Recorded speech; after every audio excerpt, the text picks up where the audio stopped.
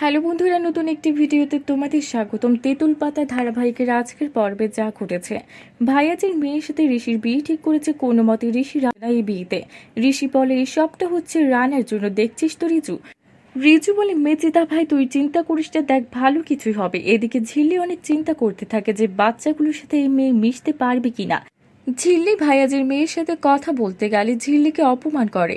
এইদিকে ঋষিকে দেখতে উপরে যায় আর বাচ্চারা উপরে যাওয়ার সাথে সাথে বাঁশি বাজাতে থাকে। এতে অনেক রেগে যায় আর দেখে ফেলে মোমো বাঁশিটা বাজাচ্ছে। আর রেগে গিয়ে মারতে গেলে ঝিল্লি যায় সামনে, বলে এটা আবার ওরা ভুল করে বাজিয়ে ফেলেছে। মোমো ভাইয়াজির মেয়ের সাথে ফ্রেন্ডশিপ করতে গেলে মোমোকে ধাক্কা মেরে ফেলে দেয় আর ঝিল্লি গিয়ে তুলে নেয়। রিঙ্কি এসে বলে কেউ বাচ্চাদের সাথে এমন করে। এদিকে সবাই নিচে বিয়ের দিন ঠিক করছে। ঠাম্মি বলে আমি দাদু ভাইয়ের সাথে কথা বলবো, যদি মত দেয় তবে বিয়ে হবে, না হলে হবে না। ঝিল্লিকে অপমান করে বিয়ের লাড্ডু আনতে পাঠায় ভাইয়াজির মেয়ে। বাচ্চাদের উপর এমন করে প্রতিশোধ নিতে লাড্ডুতে আঠা মিশিয়ে দেয় ঝিল্লি।